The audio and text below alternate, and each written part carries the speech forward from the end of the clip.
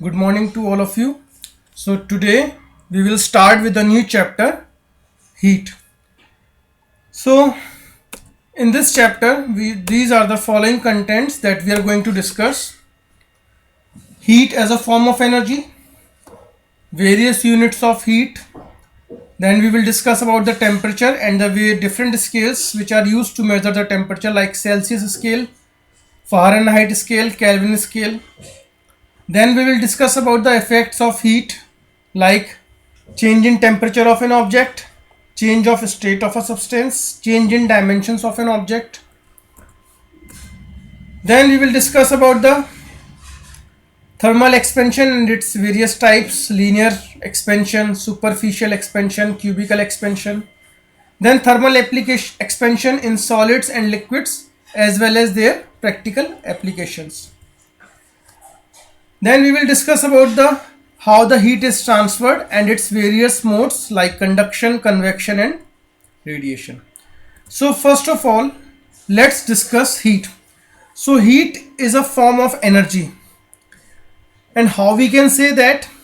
Suppose in our day-to-day life we are coming across various number of objects, like suppose if you are sipping a tea at the morning, so when you touch the cup of tea you will feel some hotness, whereas when you touch a cube of ice you will feel some cold.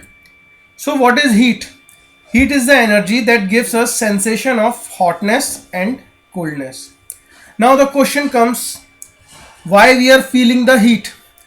So we are feeling the heat because it is a sort of energy transfer, and it is due to the temperature difference between the two bodies.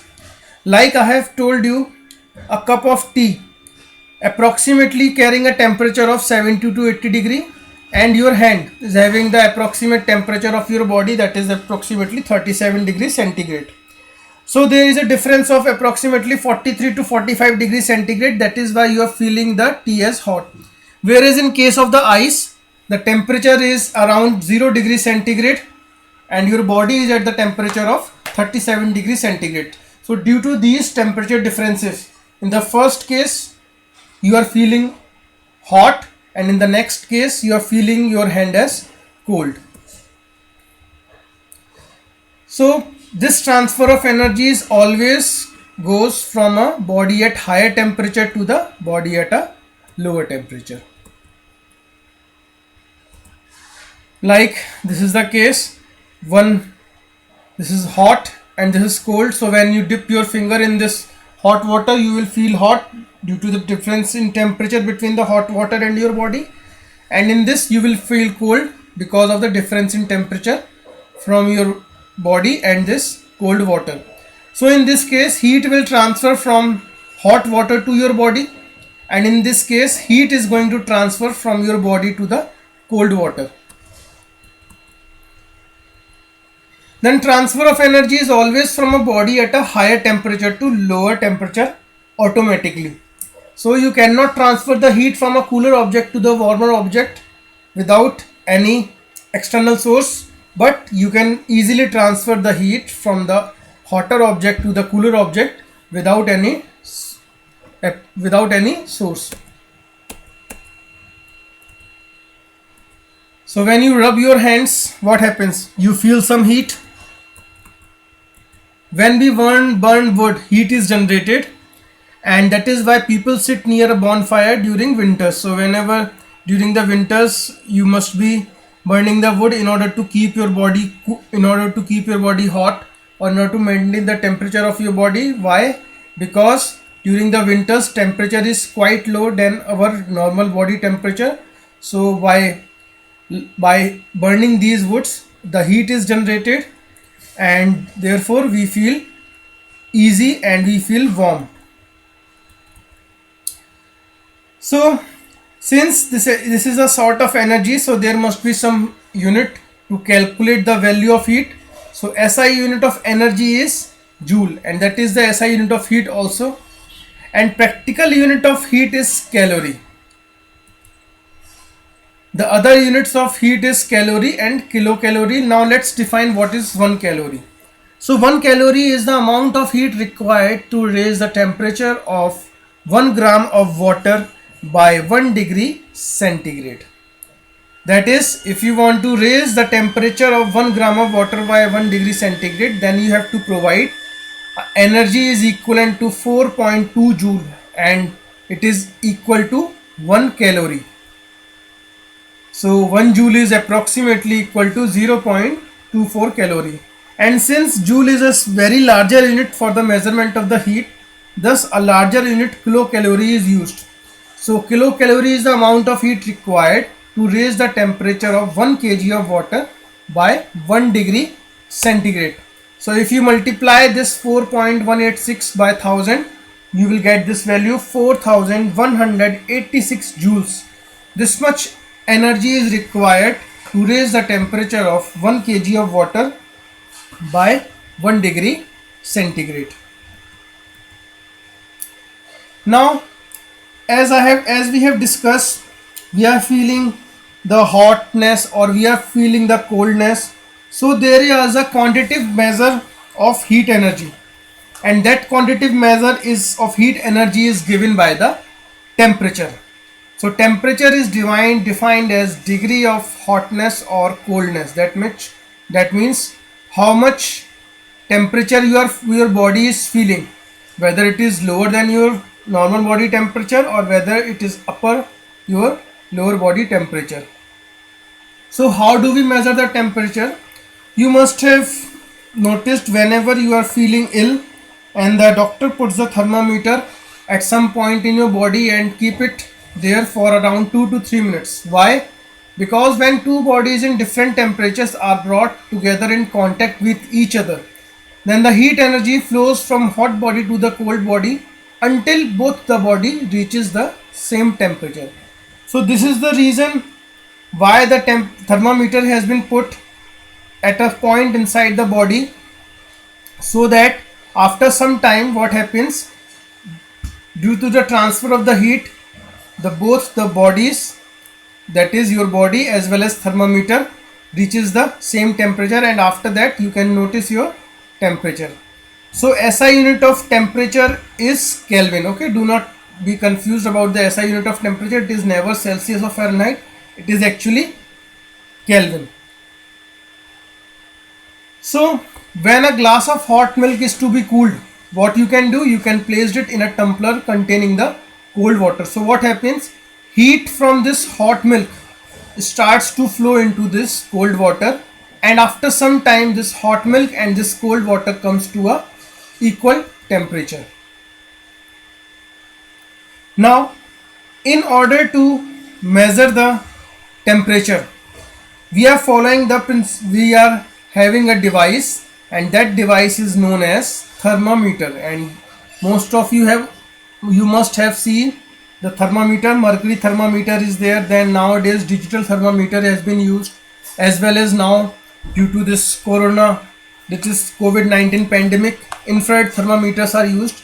All of them are working on the same principle, that due to the equalization of the heat between the two sources, the device is showing a equilibrium temperature that is carries by both the bodies. So various type of thermometers are there, but the most widely used is the liquid thermometer. So the thermometers that uses a liquid as thermometric liquid is called liquid thermometer. So most common of that thermometer is the mercury thermometer, and it works on the principle that a given length of liquid column rises with rise in temperature. Since mercury is a metal, although it is a liquid metal, but it is a metal. So what happens, and metals are, we already knew, are good conductor of heat. So whenever the temperature rises, what happens, due to the linear expansion of this mercury, it rises in temperature, and suppose the temperature drops, it contracts to its original position. The most commonly used thermometers have a range from -10 degrees centigrade to 110 degree centigrades. So this is the thermometer that most of you must have been familiar. It is the upper fixed point. This portion which carries this mercury is known as the stem, and this green colored tube is known as the capillary tube. It consists of the narrow glass tube, and this capillary tube is protected by the thick glass tube called the stem of the thermometer. Lower end of the capillary tube has a glass tube. It is filled with mercury, and upper end of the tube is sealed. This is the lower end which carries the mercury, and when this portion is put in contact with the body, after some time the temperature has been equalized, and this temperature can be measured by this expansion of this mercury, and this reading can be noted from the naked eyes.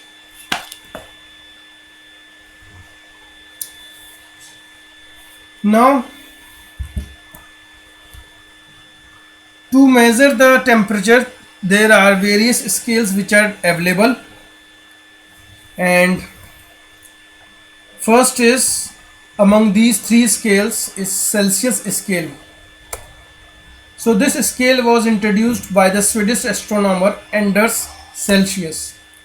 The lower fixed point is taken as 0 degree centigrade. This lower fixed point is known as the ice point, that is the temperature at which water converted into the ice, and the upper fixed point is taken as 100 degrees centigrade, or steam point, the temperature at which water converted into the steam. Second type of thermometers that was used is Fahrenheit scale. This scale was introduced by German physicist Gabriel Fahrenheit. Again, in terms of Celsius, the freezing point of water is 0 degree centigrade, but in terms of Fahrenheit, the freezing point of water is 32 degree Fahrenheit, and the boiling point of water is 100 degrees centigrade in Celsius scale, but in case of the Fahrenheit scale, it is taken as 212 degree Fahrenheit. And the last one is Kelvin scale. This scale was introduced by Lord Kelvin, and the lower fixed point or ice point is 273.15 Kelvin, and the upper fixed point or steam point is taken as 373.15 Kelvin. And this scale is also called as absolute scale of temperature. So these are the three types of scales of temperature which are generally used to measure the temperature. Okay, so here you can see. Now whenever you want to measure the temperature, few things that you should be doing. You should not jerk the thermometer.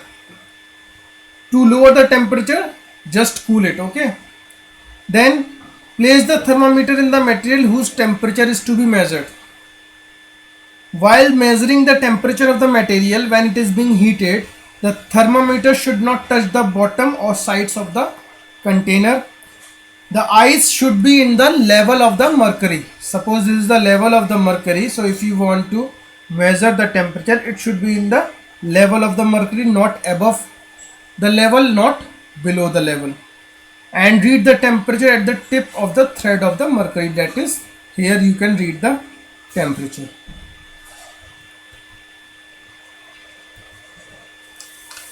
Now there is a certain relation between these three type of scales, and this relation is dependent upon the ice point as well as the steam point. For example, this is the relation between Celsius and Kelvin scale. So if you want to convert the Celsius scale into the Kelvin scale, you can add value of Celsius to 273.15 degree Kelvin. Then in order to relate between Celsius and Fahrenheit scale, this will be the relation F minus 32 upon 9 is equals to C upon 5. So with the help of these relations, you can convert a Kelvin scale, you can convert a Celsius scale to Kelvin scale, or Kelvin scale to Celsius scale. Similarly, you can convert the Celsius scale to the Fahrenheit scale by using this relation.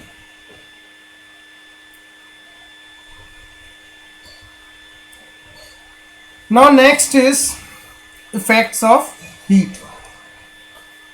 So again we have come across many changes that are caused by the heat.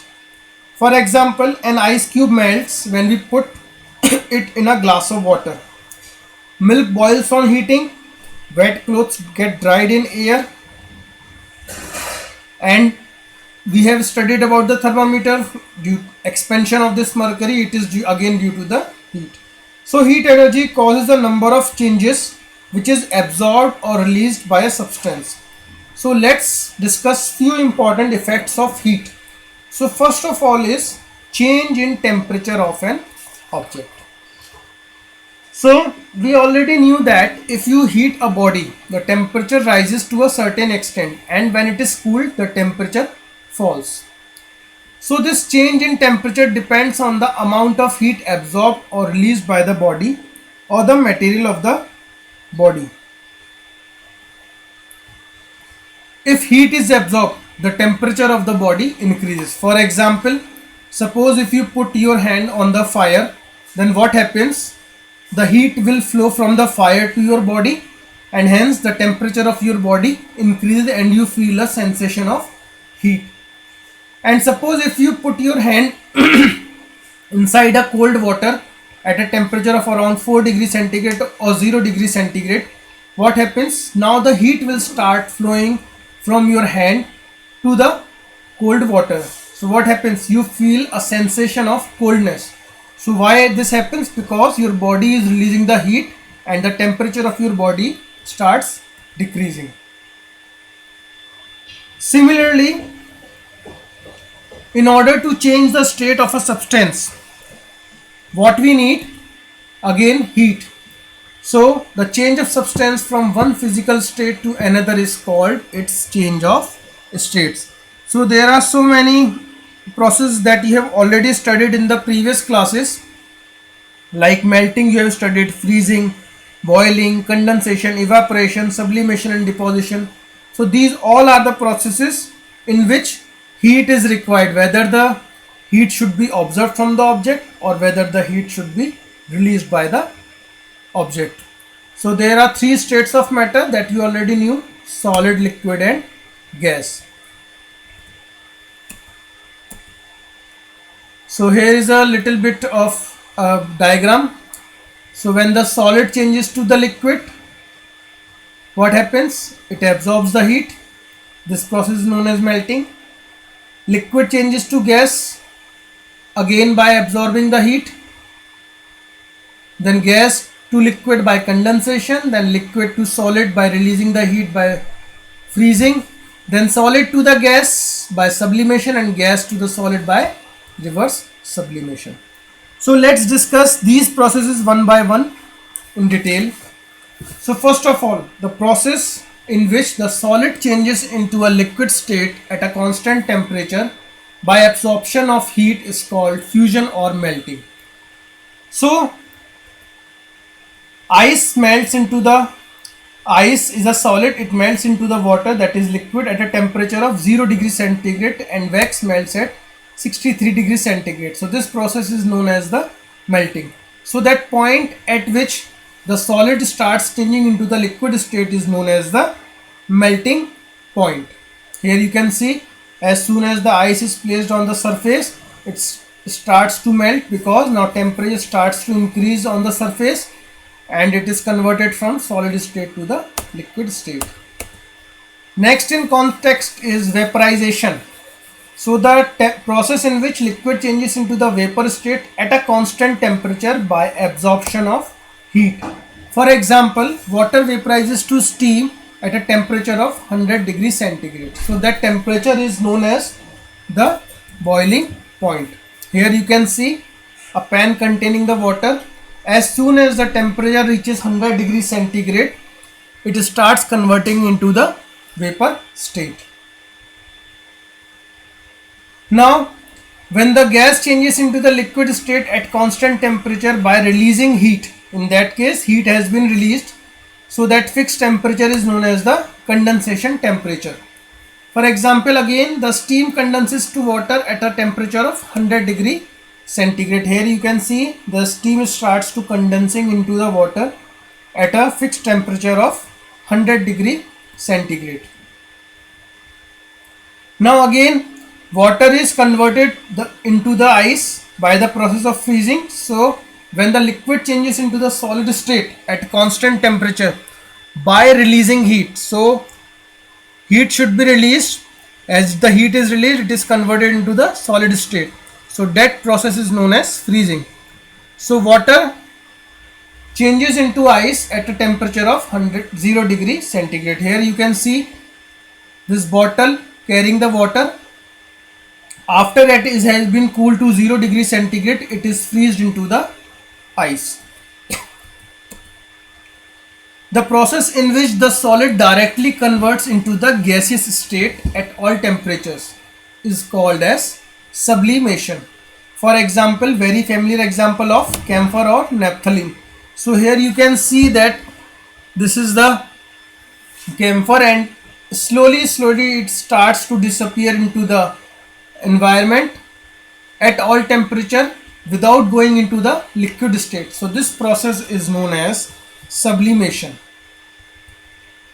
And last one is the process in which gas condenses directly into the solid state, and that process is known as the solidification. So again, carbon dioxide gas converted into the dry ice. So here you can see the dry ice. This dry ice is used to freeze the substances, to keep it cold and to put it at the very low temperature. So this is the dry ice, and it is formed due to the solidification. Now the last effect of heat is change in dimensions of an object. So when a body is heated, it expands, and when it is cooled, it contracts. So change in size of the body due to the heating is called thermal expansion. And this thermal expansion can be linear expansion, that is increase in the length of an object. It could be superficial or area expansion, increase in the surface area of an object like metal sheet on heating.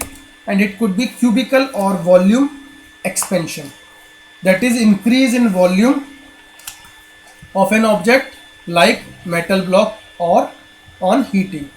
So these are the few effects of heat that you must have seen and you must have noticed in your day-to-day life. So we will discuss in the later the various practical applications of thermal expansion in solids and liquids. Transfer of heat we will discuss. So that's all for the today.